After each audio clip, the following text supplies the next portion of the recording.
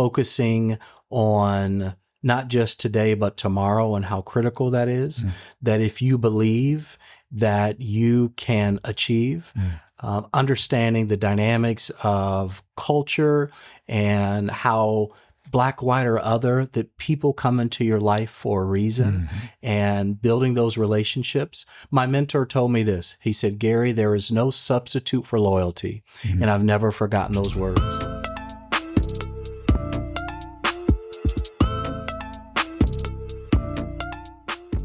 Welcome to Be a Baller Podcast. I'm your host, Coach Tim Brown. On this podcast, we have guests on the show who are building a lifelong legacy.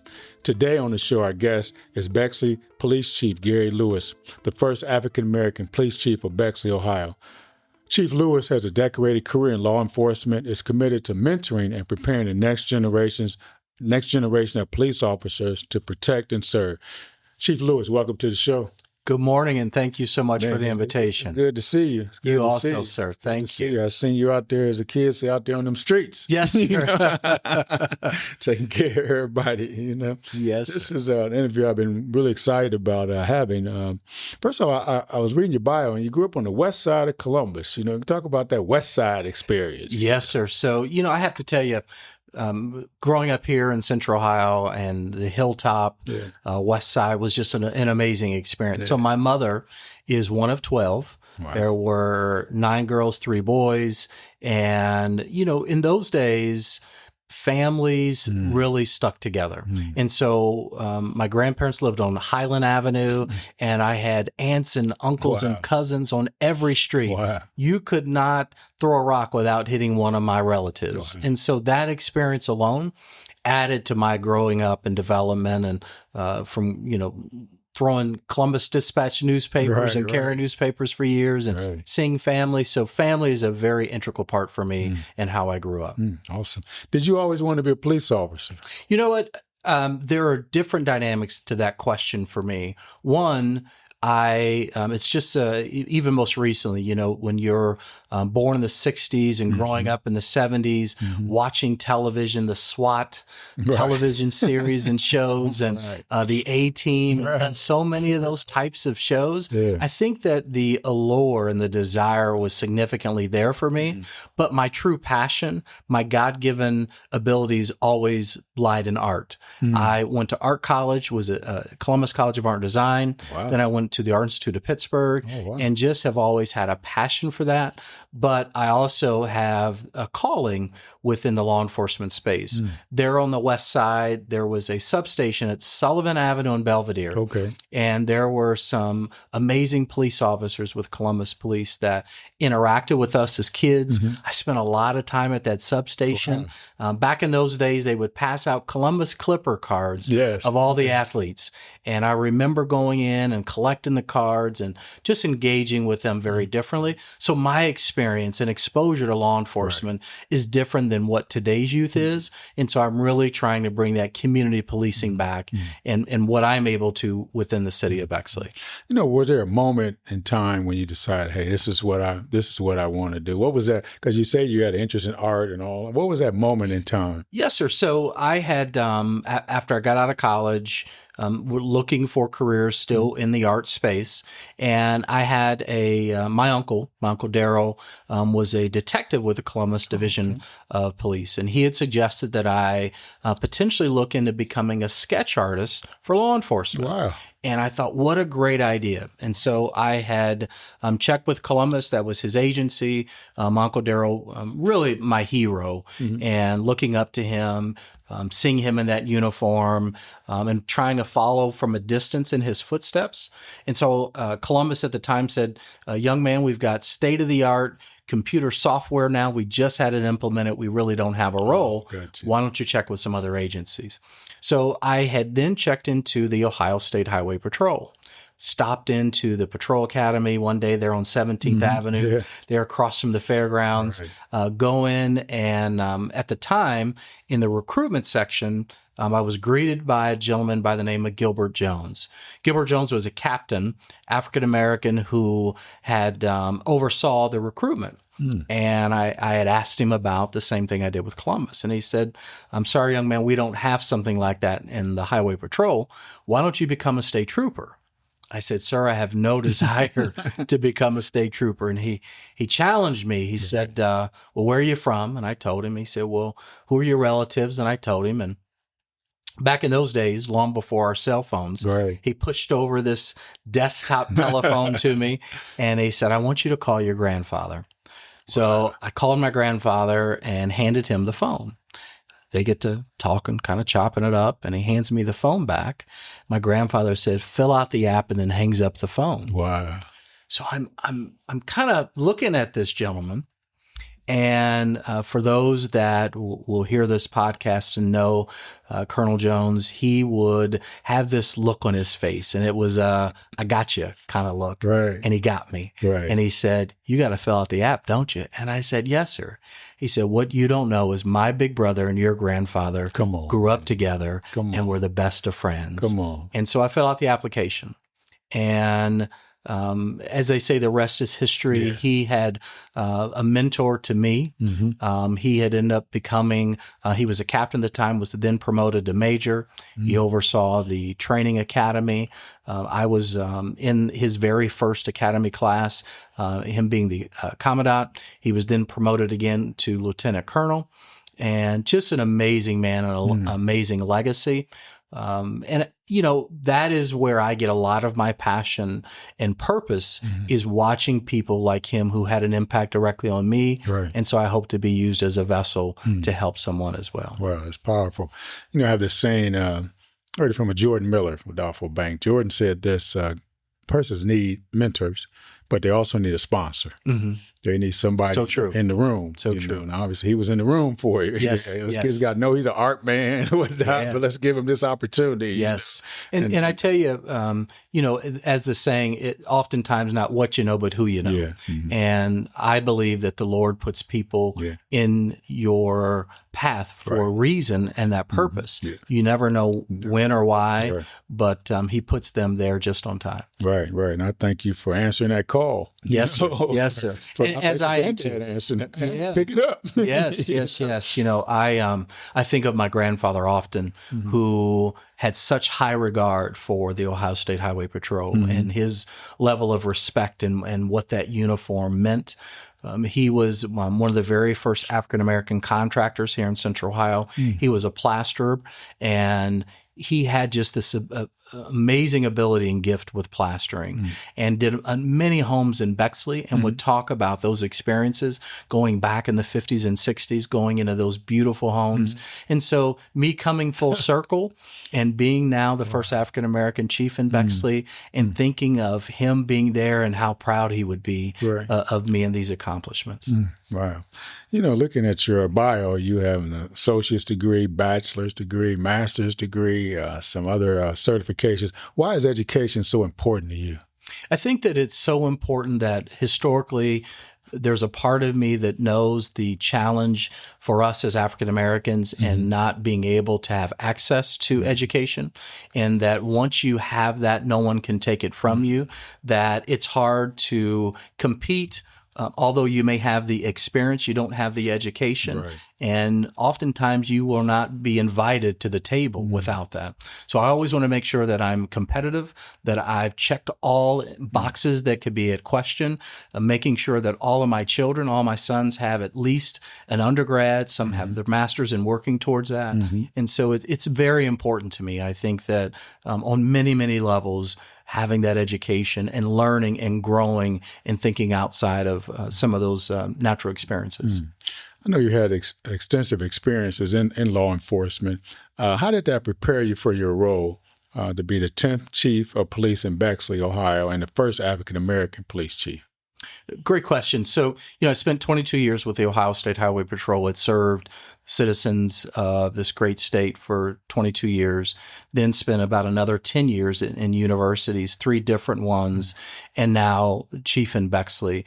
Having the diversity of thought, the diversity of discipline has aided me significantly. I think oftentimes if you are limited in just a one agency experience and doing things the way we've always done, as opposed to being exposed to different leadership styles, different management, different ways of thought, and also seeing over the decades how this profession has changed and how the deliverables of service have changed.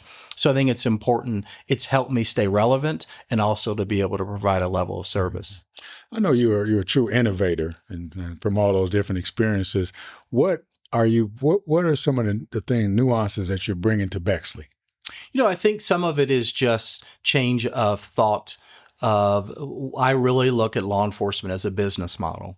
And what I mean by that is that we are here to provide a service, and being able to provide that level of service to the amazing citizens and residents of Bexley, those who are traveling through Bexley, and looking at it as what are the main topics, the main items. And so for me, you've got the internal dynamic of looking at your team, your staff, and diversifying the product of what they're getting and what they're delivering. But it's also looking at your community.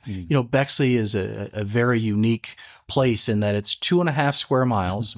We have 3 synagogues, places of worship. We have 2 directly adjacent. And then we also have the Jewish Community Center, which is directly south of us. So you have 6 very specific Jewish focused areas, and being very deliberate, very intentional about thinking of their needs, thinking of, we're about 30% Jewish population, which then generates on their day of worship high pedestrian traffic. And how do we provide that level of service? How do we meet people where they are? And that's just one of the stakeholders in looking at all the residents and being able to do that. So innovation includes providing a new idea and a concept with a bomb detection canine, being very thought-provoking with not just the idea of being proactive with that, but also taking in mind that oftentimes in law enforcement, our canines are trained in German. We took it a step farther by making sure that we did not want to create any angst or PTSD for a Jewish community in training the dog in German. So she's been trained in Croatian. So it's Croatian language that she receives her commands. So we've been very deliberate and intentional about how we approach innovation. That innovation also includes partnering with other agencies at the federal and state level. We are now partners with the FBI, the U.S. Marshals Task Force, and the Fugitive Task Force. So we have really done some things that had never been done before, and I'm very proud of that. How was, you mentioned the Jewish community. You also have a university there, Capital University. Yes, sir. How's that relationship with those students and that population? So Capital, it's a community within a community. Yes. And they have their own law enforcement agency, but we work very well, very closely with them. Obviously they too are our stakeholders. And so we make sure that we're visible and highly engaged with them also. Great. You said it often that you take a lot of pride in mentoring and preparing the next generation of leaders, police officers. What is your vision of 21st century policing look like? So my vision really is that, and I say it about my own department, we are more diverse today than we were yesterday, and being very intentional about finding the next generation of Jewish, African-American, female, male, white, really being diversified and providing that level of service. And we clearly are doing that and being very intentional and changing the look. I mean, it's a male-dominated profession, and bringing in more young ladies into this profession, I think, is very important. I think that there are a lot of qualified applicants out there. And it's also understanding the nature of this profession across the country, that recruitment is a challenge. Many of us are fighting for the same young people. Yes. And, when you look at some of the larger cities, not just in Ohio, but across the country, some of them are down 200, 300, 400 officers, and it's making it very challenging. I don't say it as a brag or a boast, but I say it in a confident manner that we're at 100% capacity of staffing. I think that our mayor, our city council, our community is very supportive of us, and that helps and makes my job that much easier. I know you're big on community policing. We hear that thrown out a lot now. What does that look like to you? So what I've really tried to do is to go back to that little boy Okay. in the 70s of seeing that cruiser stop and having that police officer get out, know my name, and engage, and not hide behind that cruiser. And we do a significantly number high business checks. We do foot patrols. We do a lot of programming with our young people and getting into the schools. And again, meeting people where they are. I think that it's so important. We are doing a number of, some of it's innovative and some of it is just kind of rebranding and things that we once did. It's kind of like fashion. It comes back. It comes back. And I think that bell bottoms are back. Yes, sir. Yes, sir. And so I think that, a lot of it is just bringing some of that old school mentality back and giving this next generation. I believe that I have a shelf life, that my time there is limited, that I really have I believe a 6 to 8 year window to make a difference, to make an impact, prepare the next group, create a succession plan, execute that, and then get out of their way and let these young people do what they do. And then go somewhere else and look at best practices, help them. I believe process over people, that if you create process and not make it people centric, that's where your success oftentimes comes. That's good. Process over people. That's Yes. good. I like that. We've been having a heavy conversation. We got to get out of this heavy conversation. Yes, sir. Please, please. Now, you have 4 sons. I do. And 1 daughter. Yeah, we'll get to the daughter. Okay. We'll get to her now. You have 4 Yes, sir. sons who are proudly serving in the United States Armed Forces. How proud are you of them and the family legacy? I poke my chest out anytime I talk of my family.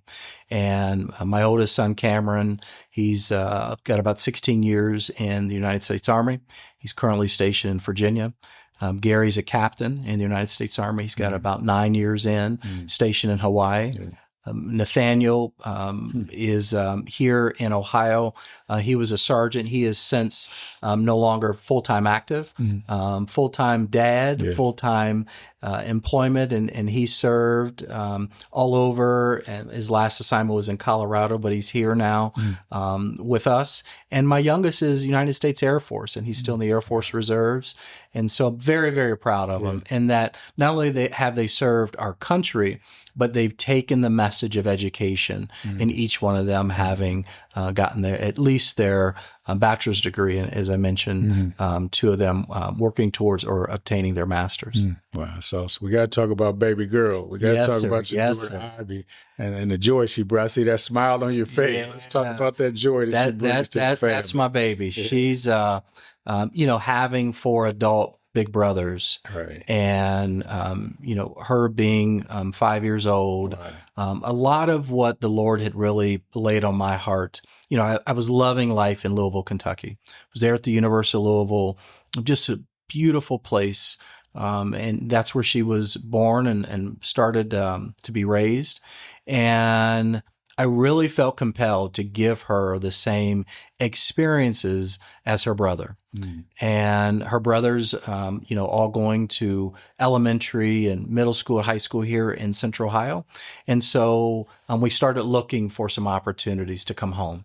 And I am proud to say she is walking the same hallways as her brothers. Right. And they were with me on the first day of school and walking her and them reminiscing. And so it's another proud papa moment to see them who are so protective of their little sister.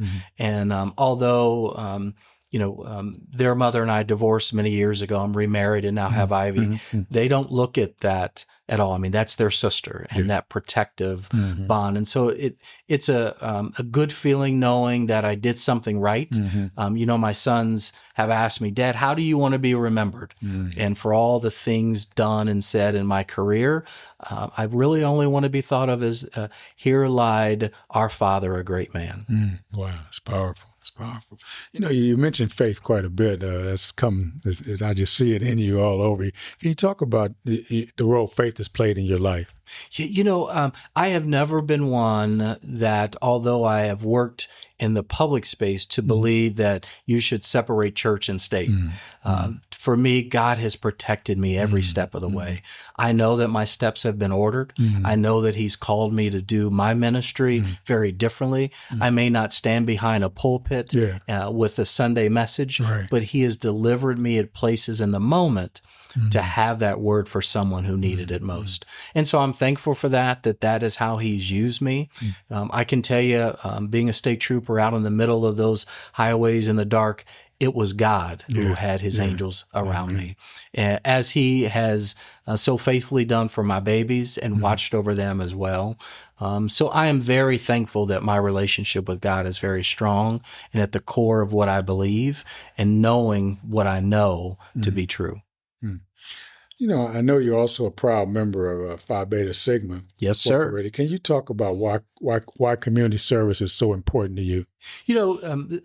Phi Beta Sigma Fraternity Incorporated is such an important, integral role of just the service, the culture, providing back to community. And that is what my fraternity represents. It is an integral part in just that level of involvement. Oftentimes I see fraternities who give that establishment during that undergrad moment and those relationship ours just begins there and continues well on. And so my fraternity brothers, they do an amazing job, not just in our city, but across the world in making that impact. And we are culture for service and service for humanity, and knowing that service and our integration and what we do is impacting so many youth and young people, and seeing that example. That's awesome. As we come around the corner, this is a legacy podcast. So we talk about legacy on the podcast. What does the word legacy mean to you? And what is the lifelong legacy that Police Chief Gary Lewis is building? I want people to know my why. I want them to know my why. And my why is showing that a African-American kid who parents divorced and mother on welfare who raised us to do right, a mother who sacrificed so much for us and going through the challenges that she went through, that focusing on not just today, but tomorrow and how critical that is, that if you believe that you can achieve, understanding the dynamics of culture and how Black, white, or other, that people come into your life for a reason, and building those relationships. My mentor told me this. He said, Gary, there is no substitute for loyalty. And I've never forgotten those words. He has since passed away, and I share that with all of my mentees because I want his legacy to continue, not just through me, but through those, and knowing the impact that Greg Rogers had on me during that time period. And so I think that my legacy as a father, my legacy as a professional, I want those to ring very loud. And when people think of me, that I was able to put my thumbprint on them in some capacity. Wow. Lastly, I want to ask you this. You have been described as, I was talking to a few people about you, you've been described as calm, humble, accessible, community-minded. How would you describe yourself?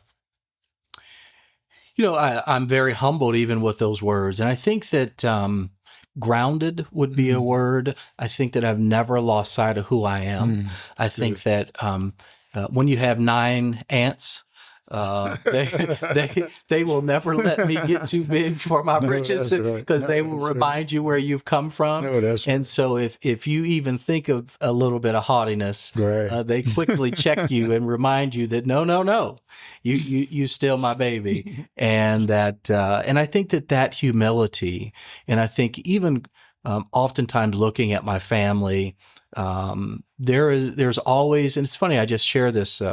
Very close friend of mine, we were out the other day, and there are levels of the game. and understanding that there are places in that. And although you may outrank or even outshine, that there's still a hierarchy to this, and maintaining that level of respect and decorum. And so many who have come before me that might have had a different or higher or lesser rank will never negate the respect that I have for people. And I think that has aided me. Wow. Boy, you done said a mouthful today. This brings us to the end of this episode. I want to thank Bexley Police Chief Gary Lewis for his commitment to serving the community and being a positive role model for future police officers. Most importantly, I want to thank you for leading the way and showing the way. And the blessing of young people, they can't be what they can't see. Yes. Now they've seen a police chief. Yes. So now they can try to be that one because they've seen one now. Yes, So I want to thank you for answering that call. Thank you for joining us during this enlightening and informative discussion on building a lifelong legacy in community service. Hope this episode was beneficial to you all. As always, thanks for listening to Be a Baller podcast. Thank you. Thank you, sir. Chief Lewis, for being sir. a part of this. All right. If you enjoyed this episode, please share it with family and friends. The Be a Baller podcast is available on all major podcast platforms. This podcast was created by Coach Tim Brown and recorded and edited by the video production class of Worthington Christian High School. Be sure to come back next week as we continue to discuss on how to build a lifelong legacy. Until then, don't forget to be a baller.